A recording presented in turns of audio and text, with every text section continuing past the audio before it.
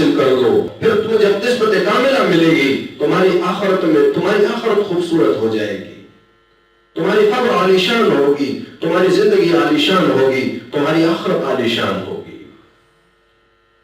حضرت بشر حافی رحمہ اللہ یہ شراب پیتے تھے۔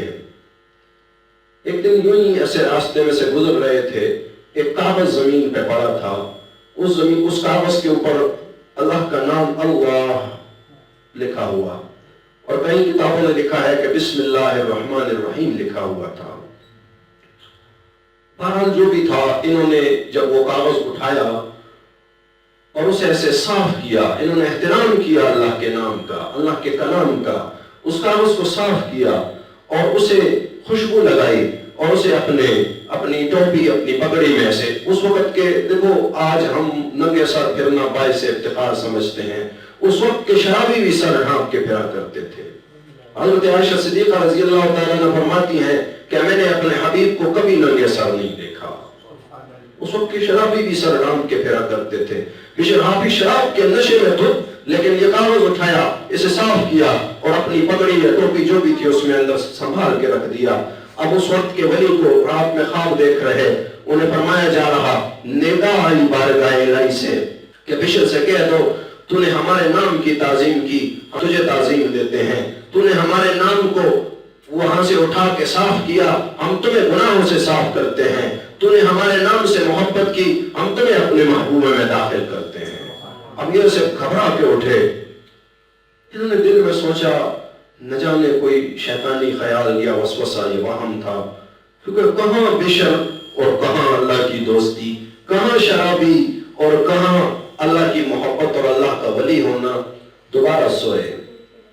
اس لیے میں کہتا ہوں کبھی کبھی کہ یہ جو اجڑے بالوں والے اور پھٹے پرانے کپڑوں والے، یہ خمیدہ سر اور خمیدہ کمر بوڑھے اور یہ گلیوں میں پھرنے والے، یہ ظاہراً کمزور سے نظر آنے والے، ان کو کبھی کمزور مت سمجھنا۔ نہ جانے کب اللہ کی رحمت کی ہوا چلے اور انہیں اپنا ولی بنا دے۔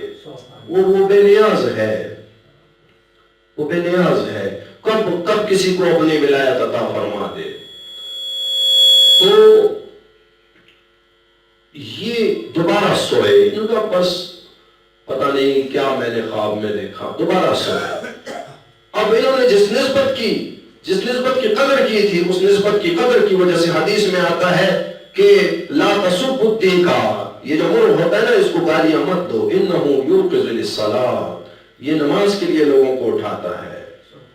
اب ایک مرغ کو صرف اس نسبت کی وجہ سے کہ یہ نماز کے لیے اٹھاتا ہے لوگوں کو، میرے حبیب کی زبان پہ اس کے لیے کلام جاری ہوا کہ لا تسب الدیک، مرغے کو گالیاں مت دیا کرو، کیونکہ نسبت ہے یہ کسی کی خدمت کر رہا، میرے حبیب کی یہ جو اذان ہے نا، یہ کامل دعوت ہے، یہ کامل جو اذان پڑھنے والا ہوتا ہے یہ کامل داعی ہوتا ہے، اور اذان پڑھ کے جو اپنے لیے جو دعا مانگے اس کی دعا مقبول ہوتی ہے۔ اذان کو انہوں نے بڑا کمال بخشا۔ تو اس نسبت کی دوبارہ خواب دیکھا اور یہی الفاظ، بشر سے کہہ دو ہم نے اسے اپنی ولایت عطا کر دی۔ دوبارہ جاگے، رات کو 7 مرتبہ یہ خواب آتا ہے ان کو۔ صبح سویرے یہ اٹھے اور جا کے حضرت بشر حافی رحمہ اللہ ان کا دروازہ کھٹکھٹایا اور فرمایا رات کو میں نے یہ خواب دیکھا ہے، نہ جانے تو نے کون سا ایسا عمل کر دیا کہ اللہ نے تجھے اپنے مقبول بارگاہ میں سے کر دیا۔ بشر نے اسی وقت توبہ کی اور پھر بشر حافی قیامت تک رحمہ اللہ کہلائے، اور قیامت کے بعد بھی ان لوگوں کے ناموں کے ڈنکے بجیں گے۔ یہ دیکھ لو حضرت شیخ عبد القادر جیلانی رحمہ اللہ، ہمارا ان کے ساتھ نہ کوئی علاقائی تعلق، نہ کوئی زمانے کا تعلق، نہ کوئی رشتے کا تعلق، ہمیں اپنے دادا پردادا کا نام یاد نہیں ہوتا، لیکن صدیوں گزری ایک اللہ کا ولی دنیا میں آیا تو ہم آج بھی احترام سے ان کا نام لیتے ہیں۔